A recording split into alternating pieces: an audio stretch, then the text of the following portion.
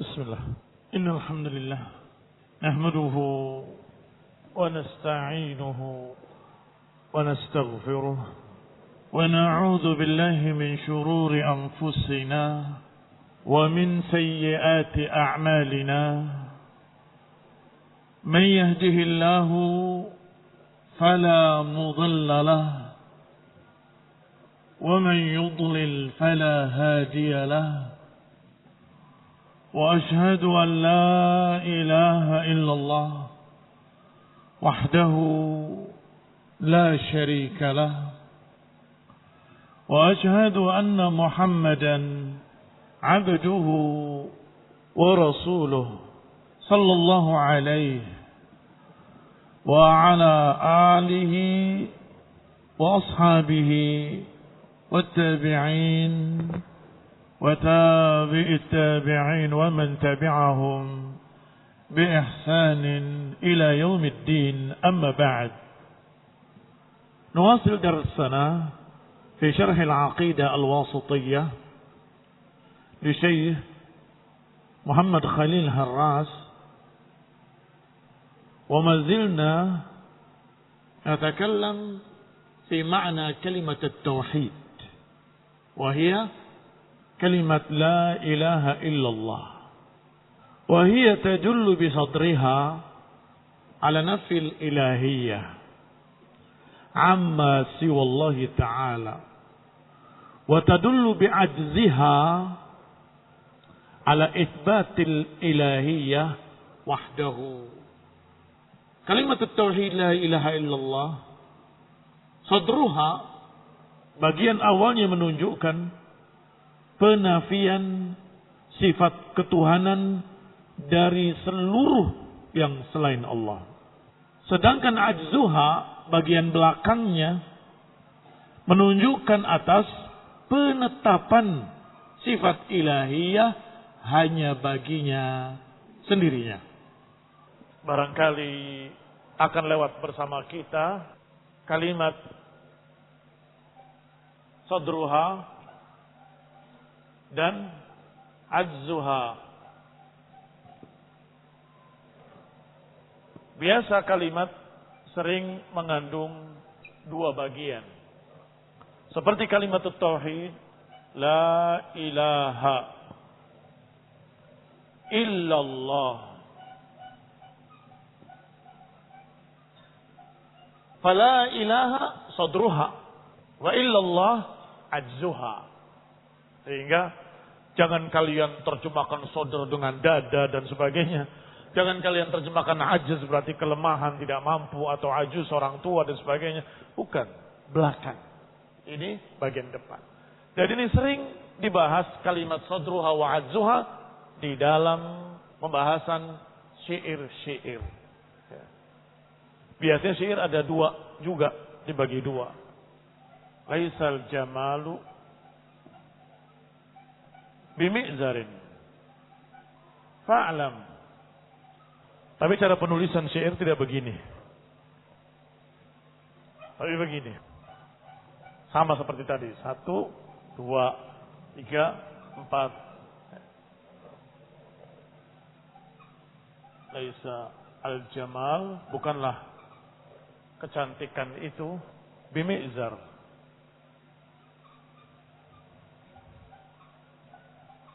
Dengan pakaian. Fa'lam.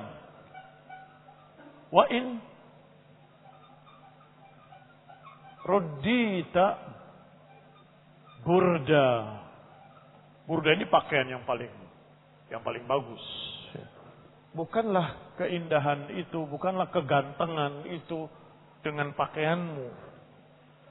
Fa'lam, ketahuilah. Wa in ruddita burda, walaupun engkau memakai burda. Innal jamala ma'adinun wa manaqibun awrasna hamda. Sadrul bait laisal jamalu bimi'zarin. Wa ajzuha fa'lam wa in ruddita burda. Innal jamala ma'adinun madha? Sadru al-bait. Wa manaqib awrasna hamda ajzuha.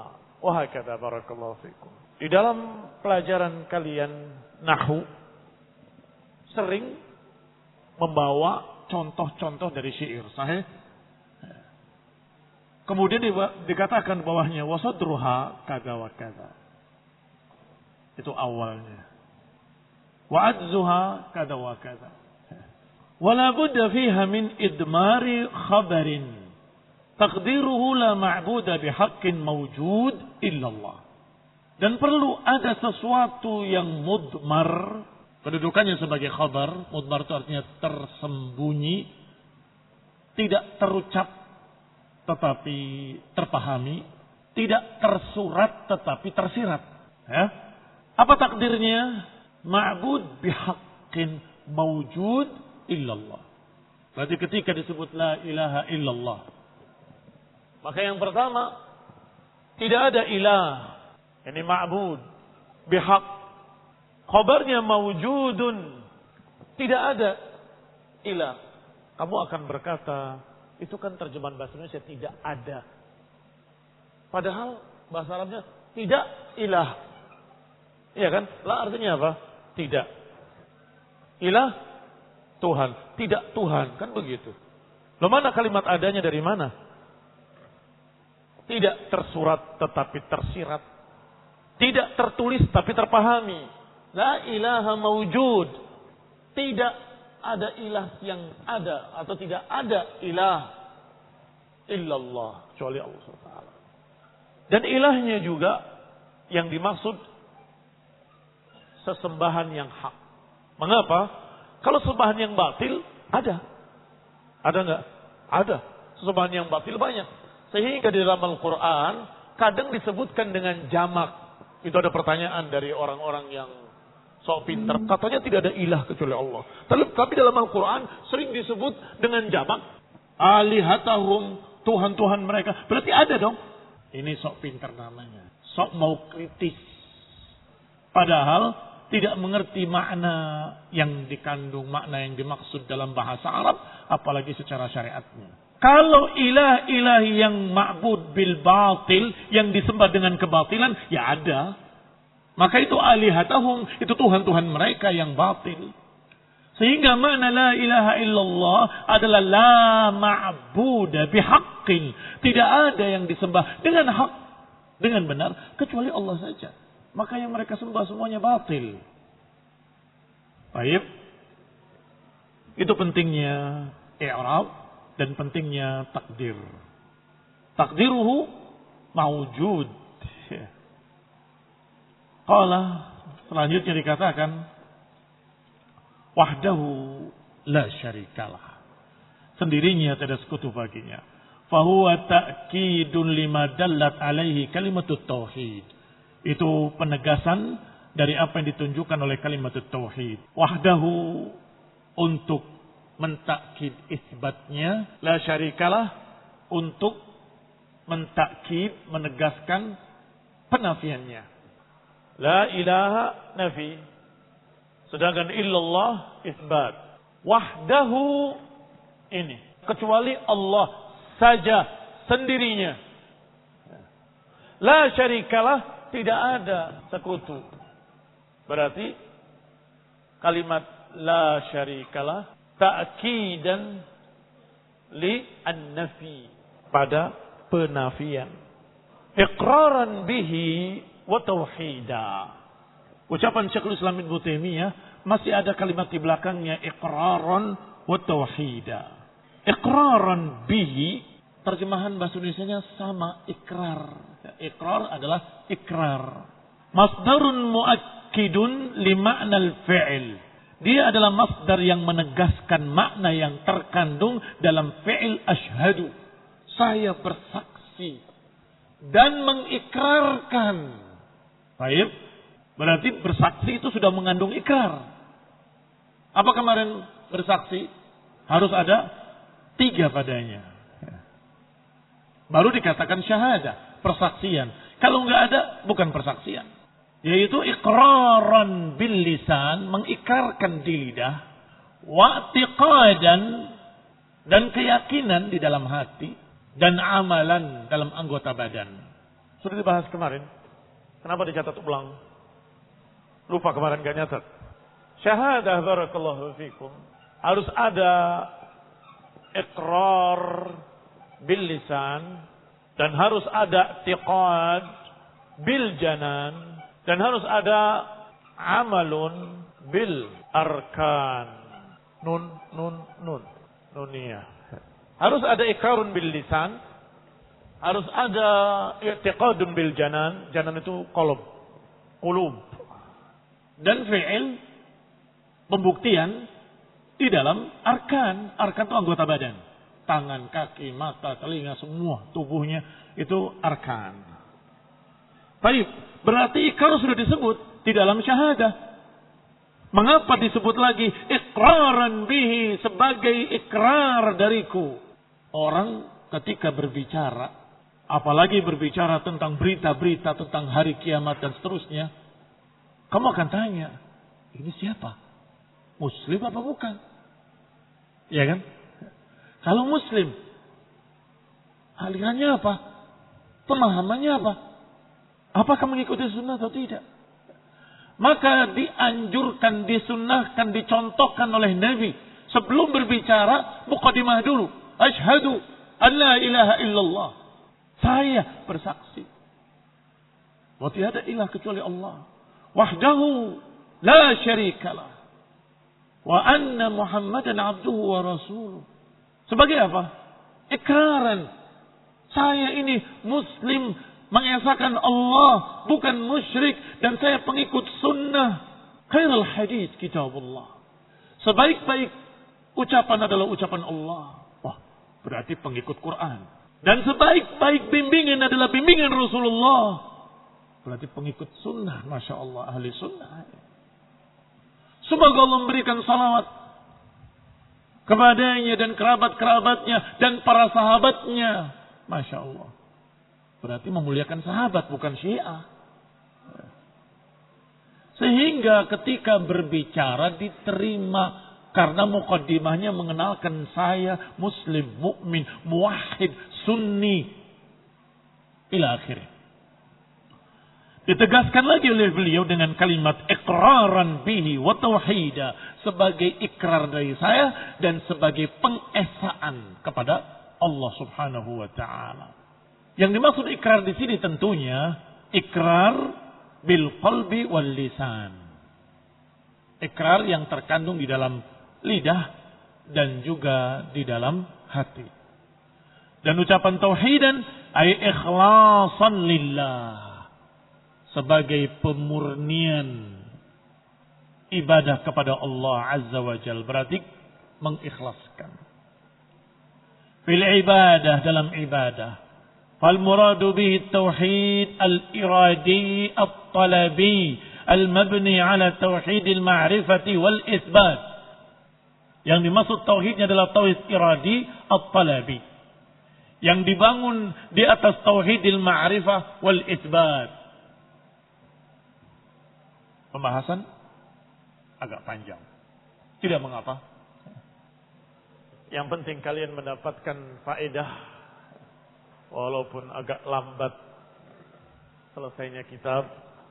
Iya kan? Atau pengen cepat selesai kitabnya? Atau pengen paham? Hapus ya. Al-fahm aham. Pemahaman lebih penting. Barakallahu fikum. At-talabi al-iradi. Iradi at-talabi. Dibangun di atas tauhid al-ma'rifah wal isbat. Barakallahu fikum. Tauhid yang dimaksud iqraran wa tauhidan tentunya tauhid iradi at-talabi. Apa tauhid iradi at-talabi? Tauhid dalam berkehendak dan meminta.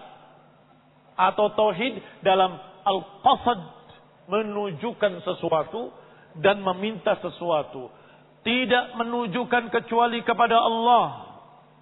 Al-qasad. Tidak meminta, namanya talabi. Itu doa.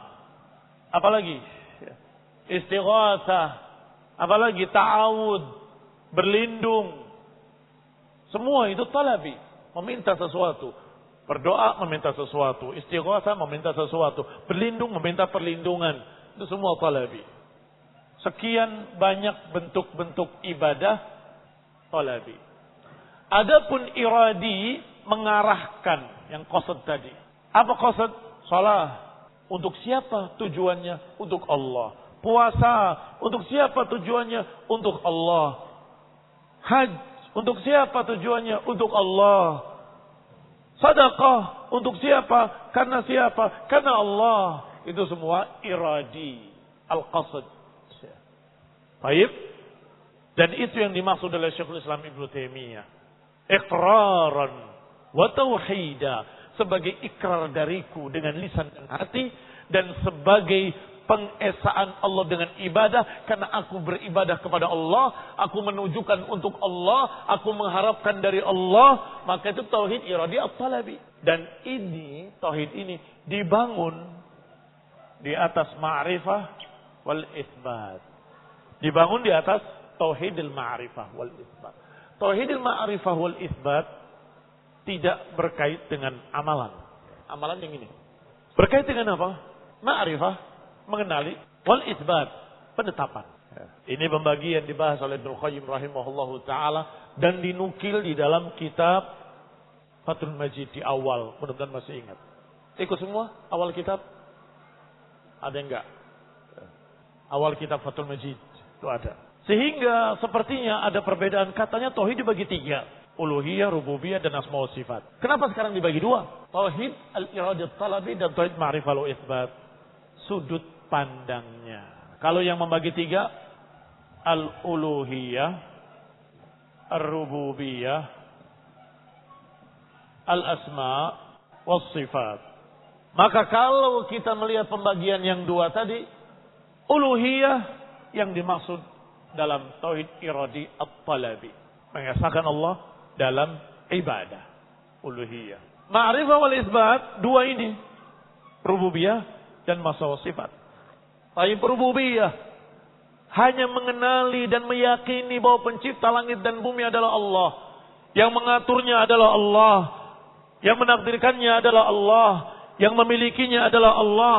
Yang berkuasa atasnya adalah Allah. Itu semua rububiyah. Kita yakini. Kita kenali. Ma'rifah wal isbat dan menetapkan. Baik. Asma wa sifat. Bagaimana kita bertauhid dengan asma wa sifat? Sama. Mengenali, ma'rifah, kemudian menetapkan bahwa Allah benar-benar memiliki sifat ini dan itu. Saya kenali, saya tetapkan, saya yakin. Baik. Ketika mengarahkan ibadah kemana? Harus kepada Allah saja. Jangan kepada yang lain. Itu tauhid iradi at-talabi. Kembali kepada kitab. وجعل الشهادة للرسول صلى الله عليه وعلى آله وسلم بالرسالة والعبودية مقرونة بالشهادة لله بالتوحيد للإشارة إلى أنه لا بد من كل منهما فلا تغني إحداهما عن الأخرى ولهذا قرن بينهما في الأذان وفي التشهد. Persaksian beliau, Syekhul Islam, terhadap Rasul dengan risalah wal ubudiyah. Apa terjemahan risalah? Di sini. Karena kalau tempat lain bisa jadi terjemahannya beda. Arsaltu risalah. Saya kirim surat. Kalau di sini bukan. Mempersaksikan untuk Rasul dengan kenabian, kerasulan. Risalah, kerasulan. Mempersaksikan beliau dengan kerasulan. Taib al-ubudiyah.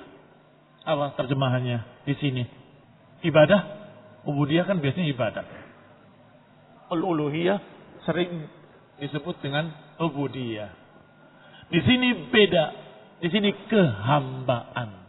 Sehingga terjemahannya beliau Syekhul Islam mempersaksikan Rasul dengan mempersaksikan kepada Nabi Muhammad SAW dengan kerasulan dan dengan kehambaan. Selalu diiringi dengan persaksian bitauhid. Atau bahasanya selalu diiringkan dengan persaksian untuk Allah dengan tauhid. Lo apa bedanya diiringi dengan diiringkan? Bahasa Indonesia yang baik dan benar. Kalau diiringi terkesan syahadat kepada Rasul dulu, ya kan? Syahadat pada Rasul dulu, diiringi dengan tauhid. Ya salah. Ya. Tauhid dulu. Tauhid dulu. Maka persaksian terhadap beliau dengan kerasulan dan dengan kehambaan diiringkan bersama tauhid. Artinya selalu setelah asyhadu an la ilaha illallah mesti Muhammadan abduhu wa rasuluh. Asyhadu an la ilaha illallah. Mesti diiringi Muhammadan abduhu wa rasuluh. Muhammadan abduhu wa rasuluh. Ini abduhu ubudiyah dan rasuluhu risalah. Mempersaksikan untuk Allah dengan keesaan dan mempersaksikan untuk Rasulullah dengan kehambaan dan kerasulan. Asyhadu an la ilaha illallah wa asyhadu anna Muhammadan abduhu wa rasuluh. Selalu diiringkan bersama. Mengapa selalu diiringkan bersama? Karena tidak sah satu tanpa yang lainnya. Karena tidak sah satu tanpa yang lainnya. La ilaha illallah saja tanpa Muhammad Rasulullah nggak diterima, nggak kepake. Atau Muhammad dan abduhu wa rasuluhu saja, tapi tidak bertauhid, musyrik, percuma, tidak diterima juga. Oleh karena itulah selalu diiringkan di dalam setiap tempat. Contoh di dalam azan. Asyhadu an la ilaha illallah. Asyhadu an la ilaha illallah. Setelah itu, asyhadu anna Muhammadar Rasulullah. Diiringkan bersama-sama. Wa fi tasyahhud. Demikian pula dalam tasyahud. Asyhadu an la ilaha illallah. Wa asyhadu anna Muhammadan abduhu wa rasuluh. Allahumma salli ala Muhammad wa ala ali Muhammad. La ilaha illallah. Wa asyhadu anna Muhammadan abduhu wa rasuluh. Dan hampir pada setiap persaksian dalam Quran dan Sunnah selalu diiringkan bersama-sama. Man syahida. Hadis man syahida. Sama saja. Man syahida. La ilaha illallah. Wa anna Muhammadan abduhu wa rasuluh. Diiringkan keduanya. Wa anna Isa abdullahi wa rasuluh. Wa kalimatu alqaha ila marjan muruhun minhu. Wal jannatu haq. Wal naru haq. Adkhallahu Allah al-jannah ala ma kana min al-amal. Qala ba'duhum, berkata ba'duhum fi tafsir qawlihi ta'ala wa rafa'na laka dhikrak. Sebagian para ahli tafsir mengatakan bahwa dalam ucapan Allah wa rafa'na laka dzikrak, dan kami angkat untukmu sebutanmu, yakni la udkaru illa dzukirta ma'i. Di antara tafsir makna ayat wa rafa'na laka dzikra, kami angkat untukmu sebutanmu. Ternyata salah satu tafsirnya, sebutan engkau wahai Rasul diangkat karena selalu diiringkan bersama sebutanku. La uzkar, tidak aku disebut, kata Allah, kecuali engkau akan disebut bersamaku. La ilaha illallah Muhammadur Rasulullah. Asyhadu an la ilaha illallah wa asyhadu anna Muhammadar Rasulullah. La uzkar illa dzukirta ma'i, tidak aku disebut kecuali engkau disebut bersamaku. Wa inna ma jama'a lahu baina masfai, dan bahwasanya dikumpulkannya untuk Rasul dua sifat, risalah dan ubudiyah. Dikumpulkan untuk beliau dua persaksian, dua sifat, kerasulan dan kehambaan, li'annahuma a'la ma yusaf bihi al-'abdu. Karena dengan dua itulah seorang hamba akan diangkat setinggi-tingginya. Liannahuma, karena keduanya a'la ma yusaf bihil abad. Karena dua sifat ini adalah sifat yang tertinggi bagi para hamba. Selesai. Pembahasan. Dan kalau perlu penjelasan tentang dua sifat tadi, pada pertemuan yang akan datang biidnillahi ta'ala wa inayatihi wa quwwatihi wa taufiqih. Wa sallallahu ala Muhammadin wa ala alihi wa ashabihi wa sallama tasliman katsira. Subhanakallahumma bihamdik asyhadu an la ilaha illa ant astaghfiruka wa atubu ilaik. Wassalamu alaikum warahmatullahi